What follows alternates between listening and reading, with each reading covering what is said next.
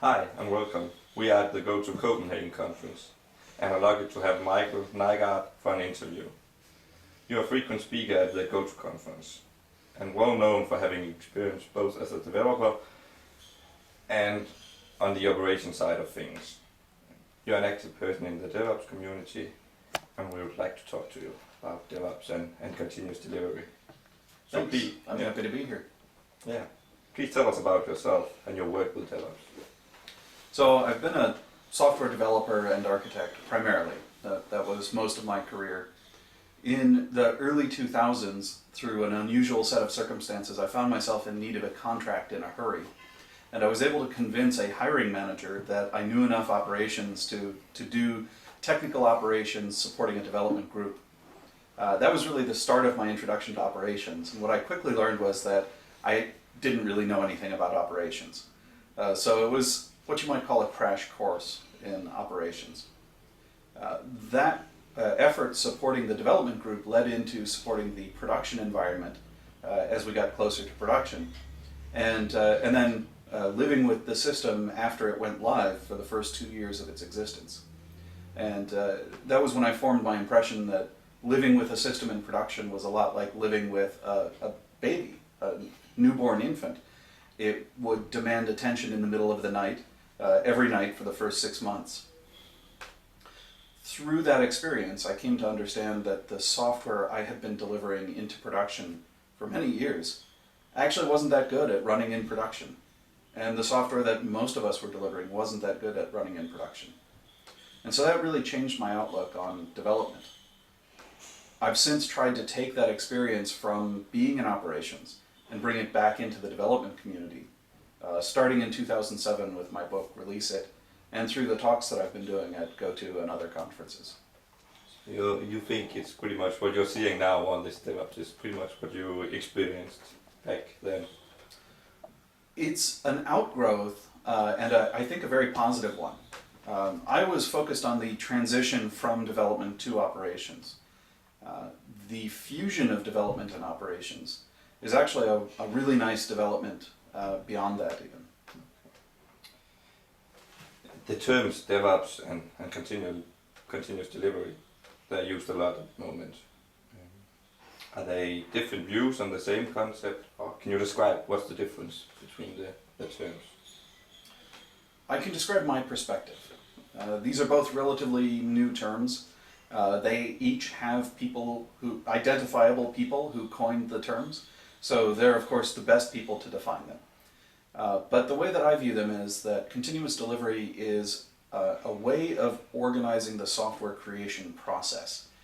I think it springs out of the lean and agile movement, and it's really about the flow of work through the software development lifecycle and all the way into the production environments. DevOps, I think, really is mostly a cultural phenomenon supported by tools, but it's primarily about the attitudes and collaboration of the people. So you might regard it as a way of organizing a group of people rather than organizing the process of the work flowing through the system. They're clearly related, but I see them as somewhat distinct. Yeah. How do you see the adoption of these? Is it something a few companies have success doing, while the rest of the world see it as a really nice concept but are struggling really hard to implement? Do you see mainstream organizations starting to take up these things? I think there is some struggle. Continuous delivery is not something you can easily do with a system that wasn't built for it. You have to make some changes to the system to enable continuous delivery, safe continuous delivery. Likewise, existing organizations that have strong barriers between development and operations may find themselves sending conflicting messages to their people. On the one hand, we want you to collaborate as dev and ops. On the other hand, all of our incentive structures, our organizational and management structures prevent you from collaborating. So I think that it's harder for an existing mainstream company to adopt than the newer, more nimble startup companies that frankly don't have much legacy to support.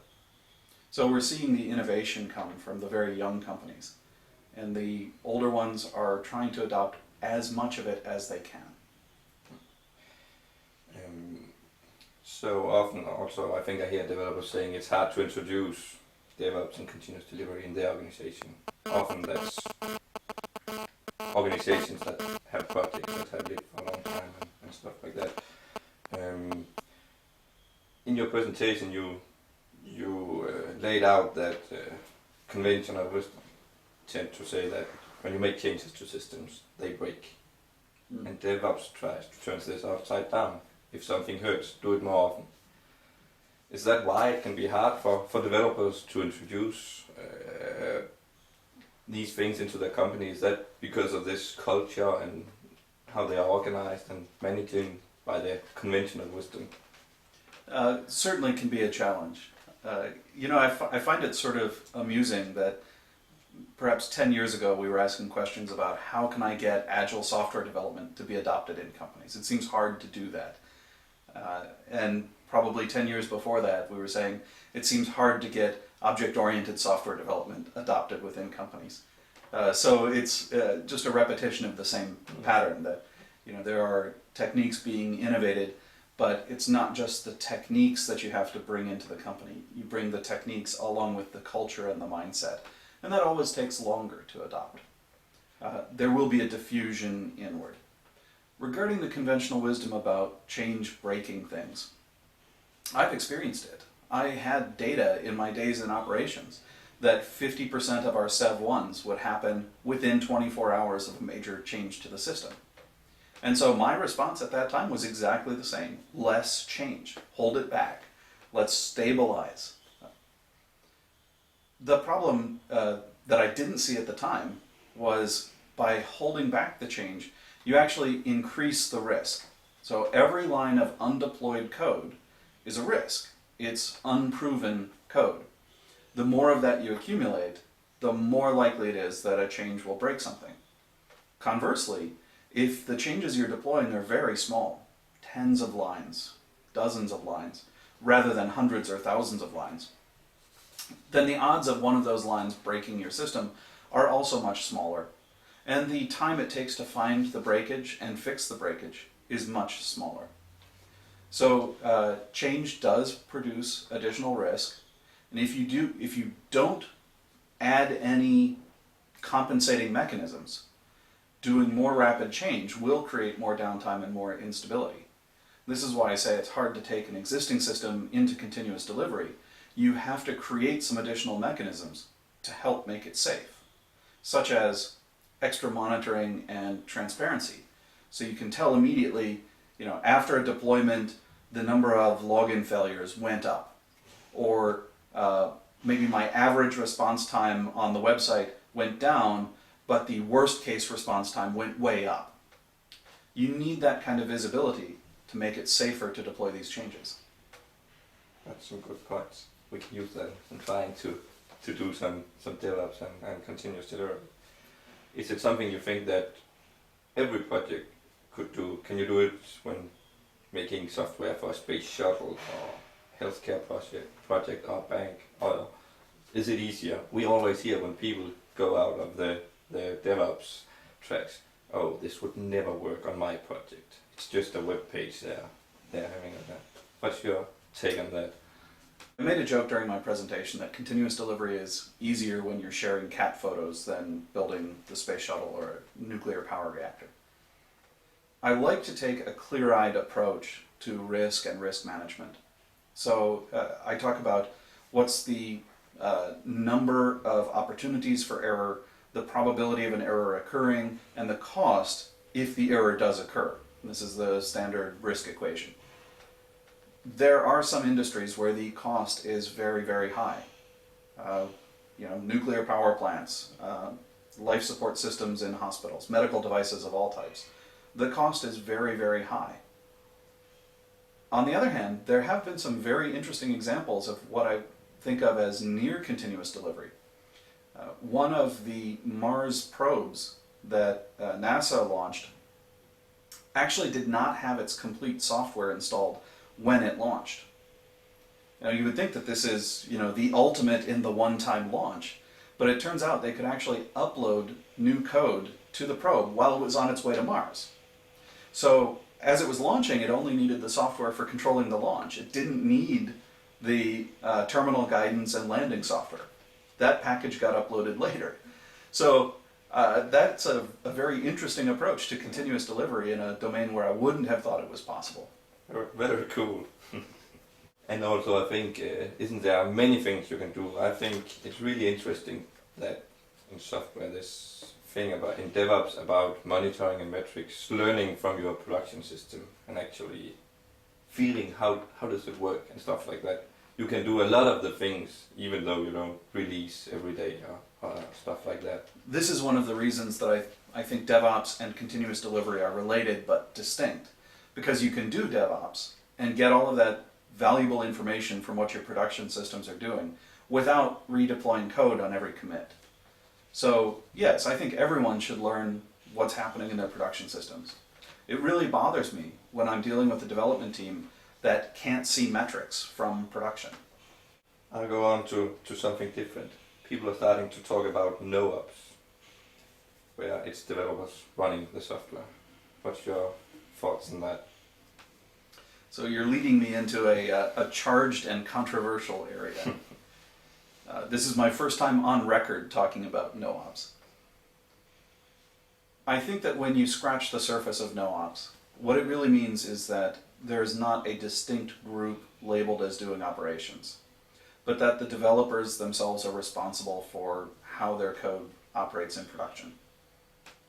Which to me really means that ops has just been so thoroughly integrated into development that developers are also ops. So it's not no ops in the sense that operations doesn't happen. It's no ops in the sense that there is no distinct operations group. So do you think we'll still have, for example, maybe we would have cross-functional teams with developers and with ops guys, or do you think so that one specializes in some programming skills and another one has skills in setting up infrastructure, stuff like that? Or do you think it will melt together so that it will pretty much be developers, or what we should call that? I think it's really the former case. I think if I look at a typical developer, I see a person with multiple skills and multiple facets. So one developer may be good at coding the back end and also know a lot of front-end JavaScript or CSS and be good at the design side of things. Another developer may have systems thinking and the ability to analyze things at an architectural level, and another one may have that operational mindset and skill set. So I think we'll see a blurring of roles versus people. And I always prefer to focus on people as individuals and tie the skill sets to pieces of work. Okay, it's great. It's still pretty much in its early phase, this adopting continuous delivery and DevOps. And I think I often hear people say that software projects are very different and companies are very different. We have small startups, we have large enterprises like you've already talked about, and they have very different cultures. And it's like people are experimenting now. It's in the early phases and a lot of people are doing their own experiments. Do you see that when we start to learn from each other, when we get into a very diverse space where people do things that match the context of their projects? Or do you think we'll see some best practices or some way of doing things that will emerge? I think that variation is really important to achieve innovation. So we constantly need people exploring solution spaces and exploring problem spaces. And some of those approaches will be viable and people will emulate them, so that approach will spread. Some of those approaches will turn out to be non-viable and the approach will die out, or perhaps the company will die out. So I take a sort of an evolutionary view of that. Variation is essential, and then you have a selection process on top of it. I also see that context is very important. So I do consulting sometimes with large firms that have their core enterprise IT group, and they have different forces acting on them than, say, a .com group. The core IT group has limited upside.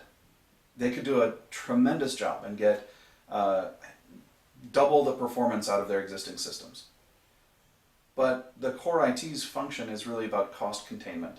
And no matter how good a job they do, they're not enabling a lot of new revenue. On the other hand, on systems that interface directly with customers, like .com systems or customer touchpoints at point of sale or whatever, there's a very high upside potential. So you could do somewhat of a better job and get much more revenue. This is something that Don Reinertsen is going to talk about tomorrow in terms of asymmetric payoff curves. So when you're in one kind of a group, you have limited upside and only downside if you have massive cost overruns. If you're in another type of group, you have practically unlimited upside, and so you might be willing to go over budget if it captures you, 3 times the revenue. Why would we expect the same set of practices to work under such dramatically different contexts? I don't. I think context is very important whenever we talk about practices.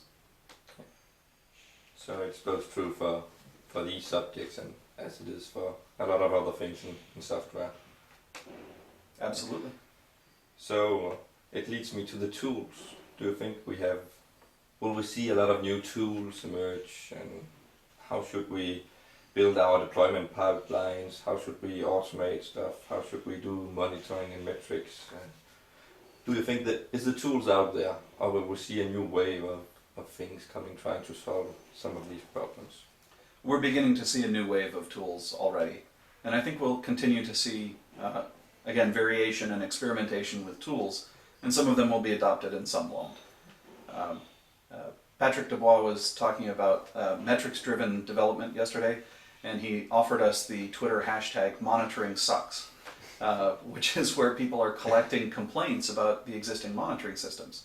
They tend to be too narrowly focused, too static, too difficult to use in a cloud-based environment. All of them sort of show their age and betray the idea of systems as being relatively static compared to the monitoring time frame. When you're in a cloud-based environment, say using spot-priced Amazon instances, you may fluctuate by 100 machines on a daily basis. None of them have long-lived identifiers. This will drive Nagios insane. So the tools do have a need to evolve, and I think we'll see a lot of experimentation around monitoring tools, around operational tools. We've seen great variation and experimentation with deployment tools. I think those are all still focused too much on the individual boxes, and we're going to see more tools that describe entire topologies. So we'll see a lot of new experimentation over the next few years. Cool. Are there any tools what's the one tool you think you need? If there's one. I can't name just one. No. Okay. But a few that I really appreciate at this point in time. I think Graphite is a fantastic tool for capturing metrics and displaying them. I'm using that on all of my projects. StatsD goes along with that as a very easy way to feed Graphite in a safe way, because the last thing you want is your system hanging because it can't talk to monitoring. And I really like mCollective for issuing commands to groups of machines and making change across groups of machines simultaneously. So those are among my favorites right now. Okay.